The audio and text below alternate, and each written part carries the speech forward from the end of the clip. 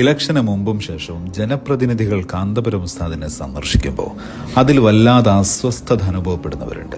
Fake ഐഡികളിൽ മറ്റും വന്ന് comment ബോക്സിൽ തെറി അഭിഷേകം നടത്തുന്നവരുണ്ട്. എന്താണ് കാരണം? മനസ്സിലാക്കുന്നത് നിരന്തരമായ ഇസ്ലാം വിമർശനത്തിന്റെ വായനക്കാരോ കാഴ്ചക്കാരോ ആണ് ഈ വിമർശകർ എന്നുള്ളതാണ്. സത്യത്തിൽ ഒരു MLA ആയി ജനസേവനത്തിന് ആത്മാർത്ഥമായി ഇറങ്ങിത്തിരിക്കുന്ന ഏതൊരാൾക്കും കാന്തപുരം ഉസ്താദിൽ നിന്ന് പഠിക്കാൻ ഏറെയില്ലേ?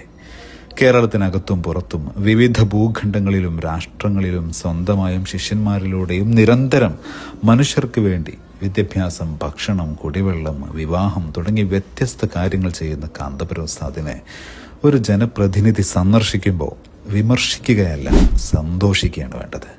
കാരണം ജനസേവനത്തിന് തിരഞ്ഞെടുക്കപ്പെട്ട ഒരു ജനപ്രതിനിധി ഒരു നൂറ്റാണ്ടോളം സാമൂഹ്യ സേവനത്തിൽ വ്യാപൃതനായ ഒരു വ്യക്തിയെ സന്ദർശിക്കുമ്പോൾ അതൊരു സുന്ദര നിമിഷമാണ്.